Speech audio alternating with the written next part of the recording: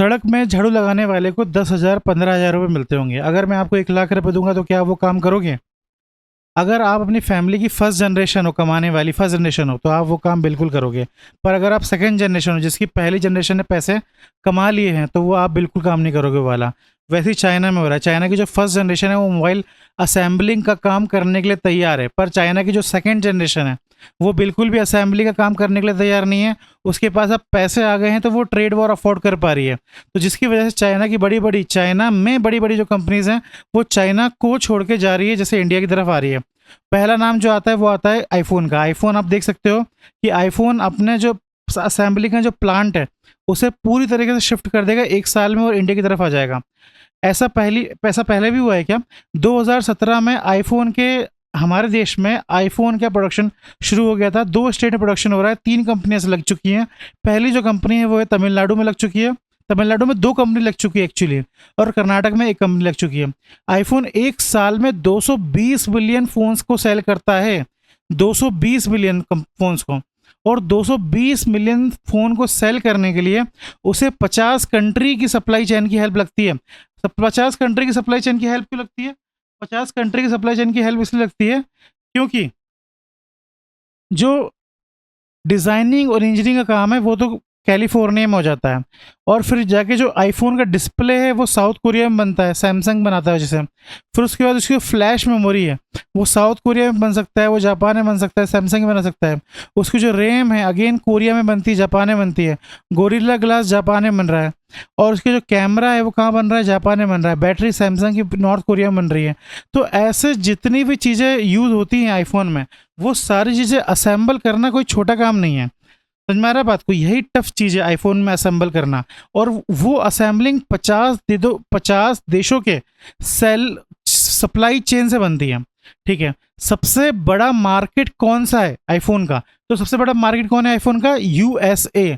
और यूएसए में सबसे सबसे वो कौन सा देश है जो यूएसए में सबसे ज़्यादा आईफोन की सप्लाई करता है? उसका नाम है चाइना। 80% अभी करता है। और इंडिया कौन से नंबर पे है? इंडिया 20% करता है। रेस्ट कौन करता है? इंडिया करता है। मतलब असेंबलिंग करके पहुंचाने वाला काम बोल रहा हूँ मैं, पर फ्यूचर में बदलने वाला है। देखो, चाइना की हालत हमेशा ऐसे ही नहीं थी। चाइना हमेशा से ही मतलब वर्ल्ड का top most iPhone supplier manufacturer नहीं था। पहले चाइना के पास सस्ता लेबर था, तो आईफोन ने उसको सस्ते लेबर को कैपिटलाइज करा। देखो, जो सस्ता लेबर वाली चीज़ है ना, इसकी पुरानी एक हिस्ट्री मैं आपको दिखा देता हूँ। जैसे ये देखो, मेरे पास एक पीडीएफ है, फोटो है, पेपर है, उसको लेके बताता हूँ आपको मैं। देखो, जो ग्लोबलाइजेशन का है, जो फर्स्ट फेज ऑफ ग्लोबलाइजेशन था, उसमें ये था कि जो बड़ी कंट्रीज होंगी, जो डेवलप्ड कंट्री होंगी, वो हाई हाई हाई रेंज के काम करेंगी, और छोटी जो कंट्रीज होंगी वो छोटे लेवल का काम करेंगी। मतलब छोटी छोटी चीज़ें मैन्युफैक्चरिंग करेंगी, जैसे कपड़े मैन्युफैक्चरिंग कर देना, एग्रीकल्चर का काम कर देना। और जो बड़ी कंट्रीज होंगी वो क्या करेंगी? स्पेस का काम करेंगी, सेमीकंडक्टर बनाएंगी वगैरह काम करेंगी। तो जापान उस टाइम पे 1960 में जापान करता था मैन्युफैक्चरिंग काम। उसके बाद 1970 में ईस्ट एशियन टाइगर काम करते थे सस्ता मैन्युफैक्चरिंग का, जैसे south Korea, Taiwan, Hong Kong, Singapore. सस्ता मैन्युफैक्चरिंग बोल रहा हूँ मैं ये, ठीक है, अगेन।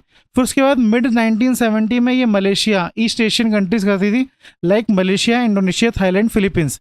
फिर 1990 के बाद चाइना आया। 1990 के बाद चाइना सस्ता में काम करना शुरू करा चाइना ने। उसके बाद अब चाइना के भी भाव बढ़ गए हैं, तो अब ये जो प्रोडक्शन हो रहा है वो कहाँ पे हो रहा है? इंडिया में शुरू होने वाला है।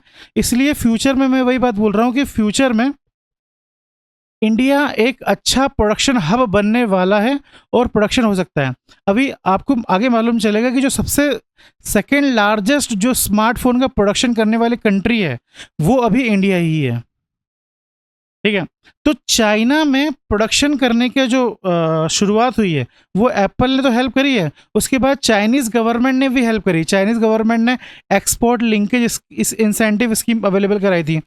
चाइना में एक जेंगजू नाम का जगह है जिसको आईफोन सिटी भी बोलते हैं, वहाँ वो एक स्पेशल इकोनॉमिक जोन अवेलेबल कराया है चाइना ने। तो इन सब चीज़ों से क्या हुआ है, चाइना में जेंगजू नाम की जो जगह है वहाँ पे असेंबलिंग का हब बना है आईफोन का। आईफोन सिटी बन गया है। आप ये बात सुन के हैरान हो जाओगे कि एक मिनट में 350 आईफोन बनते हैं, और एक आईफोन बनाने में 400 स्टेप्स लगती हैं। मतलब 400 स्टेप पर मिनट हो रही हैं।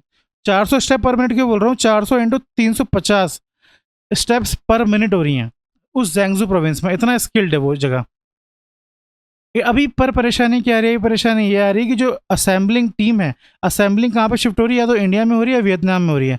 वियतनाम में क्यों नहीं हो रही, क्योंकि अमेरिका को मालूम चल गया है कि जो वियतनाम है और चाइना की अच्छी बनती है, तो सारा चाइना का प्रोडक्ट वियतनाम में आ रहा है और फिर वो चाइना के प्रोडक्ट ही पूरे देश में घूम रहे हैं। इसलिए सबसे ज़्यादा अभी कहाँ पे हो रहा है असेंबलिंग का काम, इंडिया में हो रहा है। क्यों हो रहा है, क्योंकि चाइना में कोविड-19 के टाइम पे जो लॉकडाउन हुआ था वो बहुत हार्श हो गया था। राइजिंग वर्कर एक्सपेक्टेशन में बोला ना, सेकंड जनरेशन वाली बात जो मैंने बोली, जो वर्कर्स की एक्सपेक्टेशन बढ़ती जा रही है, फैक्ट्री वर्किंग कंडीशन बेकार हो रही है, लोग सुसाइड कर रहे हैं। यूएस चाइना का ट्रेड वॉर बढ़ रहा है और इसके बाद चाइना पे आरोप लग रहे हैं कि चाइना क्या कर रहा है, कॉपी कर रहा है टेक्नोलॉजीज को। जैसे टेस्ला ने वहाँ पे अपना प्लांट लगाया था, टेस्ला के प्लांट लगाने के बाद ये BYD कंपनी डेवलप हुई और BYD कंपनी सस्ते दाम पे, टेस्ला से सस्ते दाम पे इलेक्ट्रिक व्हीकल सेल कर रही है पूरे ऑल ओवर यूरोप पे। तो ये आरोप लग रहे हैं। अब देख लेते हैं एप्पल की असेंबलिंग इंडिया में क्या सीन है। देखो एप्पल की जो असेंबलिंग है इंडिया में वो 2 स्टेट में हो रही है अभी। एक हो रहा है तमिलनाडु में, एक हो रहा है कर्नाटका में। अभी ये रुको मैं दिखाता हूँ। एक हो रहा है तमिलनाडु में और एक हो रहा है कर्नाटका में। तमिलनाडु में कौन कर रहा है, तमिलनाडु में ताइवान की सबसे बड़ी कंपनी फॉक्सकॉन कर रहा है। ताइवान की सबसे बड़ी कंपनी कौन सी है, फॉक्सकॉन कर रहा है। उसके बाद केरल में कौन कर रहा है, विंस्टन कर रहा था। कौन कर रहा है, विंस्टन कर रहा है। अब विंस्टन अब नहीं रहा है, विंस्टन को किसने खरीद लिया है, टाटा ग्रुप ने खरीद लिया और पेगाट्रॉन ने खरीद लिया है। विंस्टन को किसने खरीदा है, 2 लोगों ने खरीदा है, एक टाटा ने खरीदा है और एक पेगाट्रॉन ने खरीदा है। ठीक है, पर पेगाट्रॉन के भी जो मेजोरिटी ऑफ शेयर है वो किसके पास है, टाटा के पास है। तो हम कह सकते हैं कि आफ्टर फॉक्सकॉन जो सबसे बड़ा असेंबली करने का जो कंपनी बन गई है वो अब टाटा ग्रुप बन गई है। तो इसीलिए यही देख के हम कह सकते हैं कि फ्यूचर में इंडिया में सबसे ज़्यादा आईफोन के प्रोडक्शन होंगे। देखो ये आप देख सकते हो, ये आया था न्यूज़ में। इसके बाद जैसे चाइना ने एक्सपोर्ट इंसेंटिव स्कीम लगाई थी, वैसे इंडिया ने production linkage incentive scheme launch करी है। प्रोडक्शन लिंकेज इंसेंटिव स्कीम में क्या है, इसमें गवर्नमेंट इंसेंटिव प्रोवाइड करती है। अगर आप एक पर्टिकुलर टारगेट तक प्रोडक्शन कर लेते हो तो उसके बाद गवर्नमेंट आपको इंसेंटिव प्रोवाइड करती है। गवर्नमेंट ने भी $1 बिलियन रुपीज़ इंसेंटिव दिया है 19 स्मार्टफोन कंपनीज को रिसेंटली। और इंडिया में मैंने अभी बता भी चुका हूँ आपको, India second largest smartphone manufacturer है, पहली चीज़। दूसरी चीज़, $15 बिलियन का स्मार्टफोन इंडिया एक्सपोर्ट करता है और उस $15 बिलियन में $10 बिलियन किसके हैं, आईफोन। $10 बिलियन का सिर्फ आईफोन एक्सपोर्ट करता है इंडिया।